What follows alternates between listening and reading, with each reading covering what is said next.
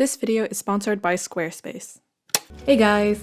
Before we start, let's talk about what this video is not meant to be. This video is not meant to be a comparison tool to make yourself feel worse about yourself or to make yourself feel superior.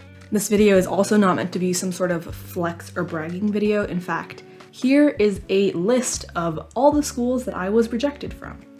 Of course, to add some more context to this video, here's another list of schools that I was accepted to. Secondly, this video is also not meant to be seen as advice, because this whole college admissions process is just so random. I guarantee you, if you submitted exactly what I wrote in my application, letter for letter, the next cycle around, that application would probably get rejected. I'm not an expert. I have never been in the room where it happens and actually found out what admissions officers are thinking when they make decisions.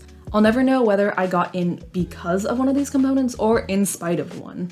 What this video is meant for is some sort of transparency, since this admissions process is such a black box. A lot of people, me included, have that sort of nosy curiosity of what kind of applicant profile gets certain results. Secondly, hopefully this gets like a decent number of views so I can use ad revenue to help me pay my tuition. Third of all, I'm going to be kind of complaining about why the college admission system is unfair, but I'm not really going to be presenting a thesis about how the college admission system is rigged in favor of rich people. If you'd like a better educated rant about that, I recommend you check out Conan Gray's video about how he got into UCLA. Same topic. He expressed it in a very eloquent way that I could never live up to. So with that in mind, let us get started on all of the juicy details I'm sure you're here to hear about. I'm going to be presenting different parts of my application along with the stated admissions criteria that is on the UCLA website.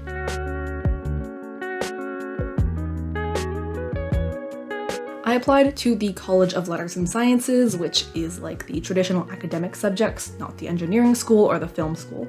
And I applied under a pre-sociology major, although it doesn't really matter because for the College of Letters and Sciences, they don't consider your major when making admissions decisions. So the first factor we're going to talk about is opportunities. All achievements are considered in context of the opportunities that an applicant has had. This includes the resources available in the school, and when appropriate and feasible, readers will look comparatively at achievements of applicants in the same pool who attended the same high school. And to me, this basically means demographic factors. So, as you may be able to tell by my face, I'm Asian. To be specific, I am Chinese American. Although this didn't really play much of a role because UC admissions are designed to be race blind. For the socioeconomic part, my parents were the first generation of immigrants to come from China. I was born in the US, and we are currently upper middle class. Legacy doesn't play a role in UC admissions, but if it's helpful to the context of the other schools, I don't really have helpful legacy anywhere because my parents went to undergrad in China, and then their grad schools were all California public schools, which again, do not consider a legacy. My location is a very competitive location. I'm from the Silicon Valley area, and I attend a fairly competitive public high school. You might think that being in state is an advantage for UCLA, but actually, admissions rate for in-state students is lower than for out-of-state students, so we love that for me. One thing I found really interesting in this description that they stated is that you are compared to the opportunities available to you by comparing you to applicants from your high school. And that's not really something I had ever taken into account. I never realized how much I'd be essentially in competition with the people I'm surrounded by in class and at school. I'm aware of the fact that thanks to my socioeconomic status and my location, I've had a lot of opportunities available to me, but I don't think I fully took advantage of them because I've always been so fiercely independent. I didn't spend my parents' money to prepare for the SAT. I did it all for free through Khan Academy. I do all my internet art stuff with equipment that I bought myself from my YouTube earnings. I got an internship through my own merit and not through networking through my parents or my friends at school or people I know. And I guess maybe I could have used more of my parents' money or used more of the networking and connection opportunities available to me where I am. Basically, what I was trying to say here is that my application was considered in the context of someone who has considerable privilege and access to resources. I personally felt that I didn't fully take advantage of the full range of opportunities and privileges that comes with being upper middle class and being in a wealthy area because I wanted to be so independent and do things on my own. And that's not necessarily a bad thing. Like, it is what it is. Maybe it cost me a couple of college app bonus points, but it's not the end of the world. I am still, however, very cognizant and grateful of the privileges I do have and I did take advantage of to get where I am. I didn't have to work to support my family or constantly worry about putting food on the table or deal with any of the other traumas that tend to come with being in a position with less privilege, which allowed me to focus on school and extracurriculars and all that other stuff.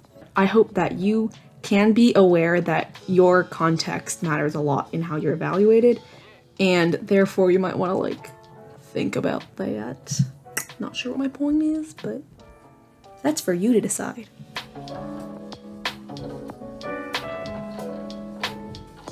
We're going to discuss the cold hard facts, which are the numbers.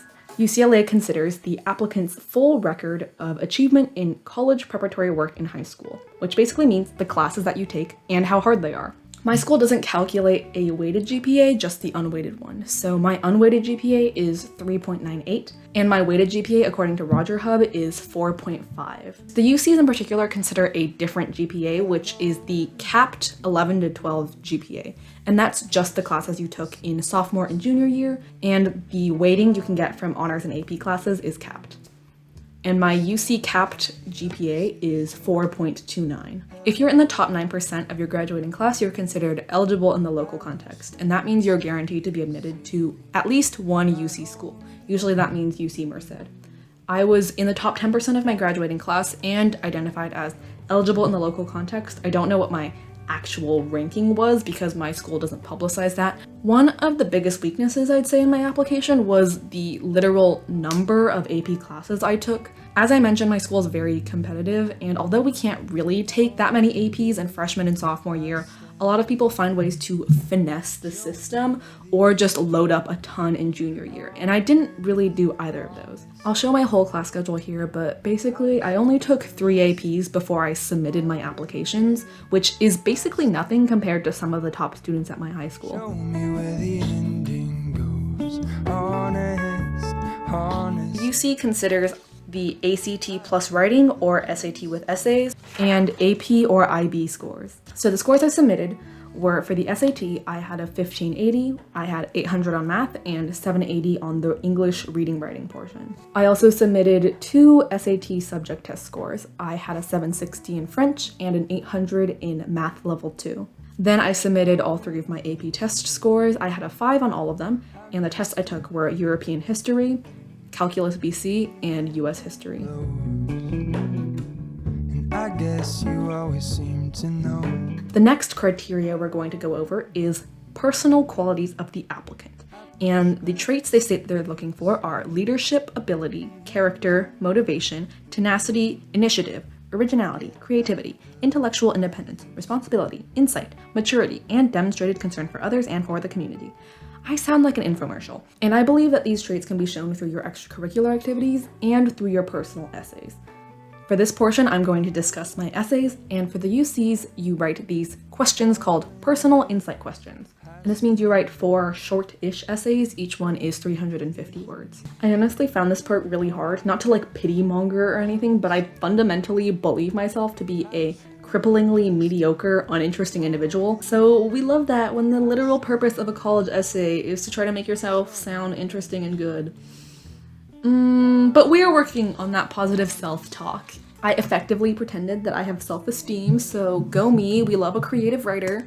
The prompts that I answered and the topics I discussed were prompt number 2, which is about expressing your creativity. What I talked about in this section was starting my YouTube channel, studyquill. I talked about why I started the channel, my creative process with video making, and what I've learned about making videos and how I hope to impact the world. Then I answered prompt number 4, which was taking advantage of an academic opportunity. For that one, I talked about what I learned from my process of writing a book.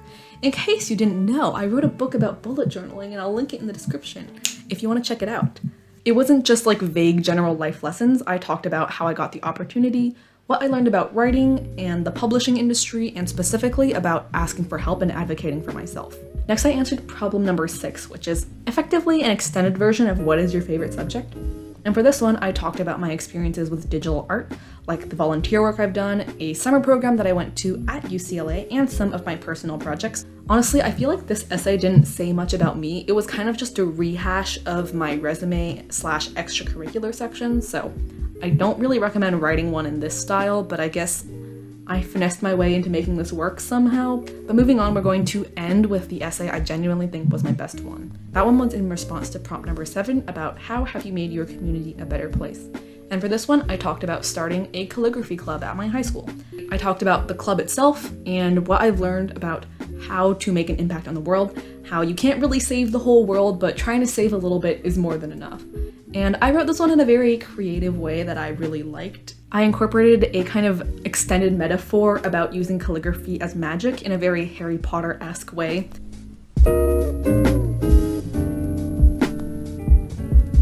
As I mentioned earlier, as another way to demonstrate good character traits, extracurriculars and awards.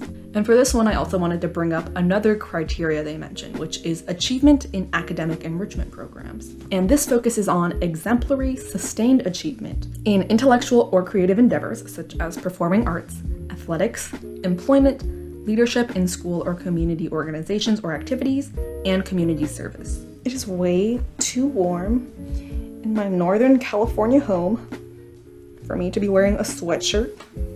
But we're gonna power through, gotta rep the school that I used to clickbait this video. I appreciate that the UC application gives you space for 20 extracurriculars or awards because my personal resume wasn't a very super strong accomplishment in one area.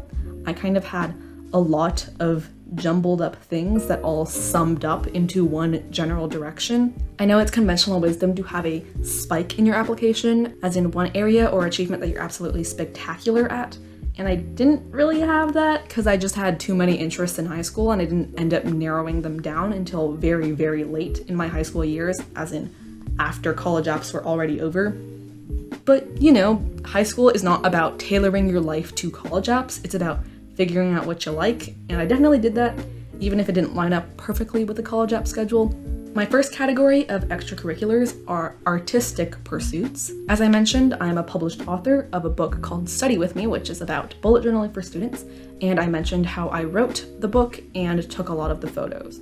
Next, I was also the editor-in-chief of my school yearbook in my senior year. I was the design editor for my junior year, and I was a regular staff designer for my 10th and 9th grade years. I've been in choir outside of school for 11 years, and in my sophomore and senior years, I was the section leader for Alto 2. I co-founded the calligraphy club at my high school in my sophomore year, and then I was the president in my junior year. My next category of extracurriculars is social media / marketing, and one of the main ones is studyquill, my YouTube channel. The main things I mentioned in my application were the scale of the YouTube channel, as in the quantity of subscribers and the level of involvement I have in it, along with the creative video making skills I've learned. Next, I was also a marketing intern at JetPens, the pen company that I'm often mentioning on my channel. I interned there for 2 summers, and I mostly did photography and video making for their marketing materials. I was in the GSA club at my school, and I helped with designing posters and making videos for the news. And I mentioned that I helped one of my friends with her Girl Scout Gold Award project, which included a lot of social media and website initiatives, so I designed pretty much the entire brand identity for that whole project. Next category we're going to move on to is summer camps. In the summer between my sophomore and junior years of high school, I went to a design media arts summer camp at UCLA. And then the summer after my junior year, I went to the School of the New York Times summer camp. Next we have sports. I was on varsity cross country from 10th to 12th grade. I'm decent at cross country, but not like a D1 level athlete. I've been recruited at D3 schools, didn't apply to any D2, so I don't know how I stand there, but I'm okay, not spectacular. Same goes for track. I was in JV track in 9th grade and then varsity for 10th to 12th.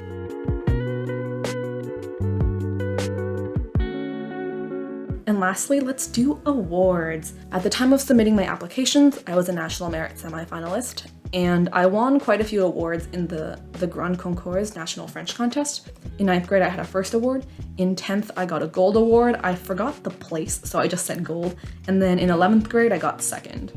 As I mentioned earlier, this video is sponsored by Squarespace, the all-in-one website building platform. As a self-identifying graphic design nerd, I really like how aesthetically pleasing all of their design options are. And thanks to all of their pre-made font and color pairings, even if you're not really into graphic design, it's almost impossible for you to go wrong, and your website will still end up looking amazing. Besides the fonts and colors, you can customize your website down to the most minute details, such as the animations that are used when the elements of the page are loading in. To start customizing everything from your animations to your browser icon on your very own Squarespace website, visit the link in the description for 10% off your first website or domain. I hope you found this video helpful in just providing a bit of a peek into this black box that is the college admissions process, and getting to know a bit more about me if you are curious about that. I upload new videos every week, maybe more college app content if you'd be into that, along with more college vlogs about my time that I will be spending at UCLA in the fall. Also, if you want to see pictures of my notes and bullet journal, I post them on Instagram at studyquill. See you next time!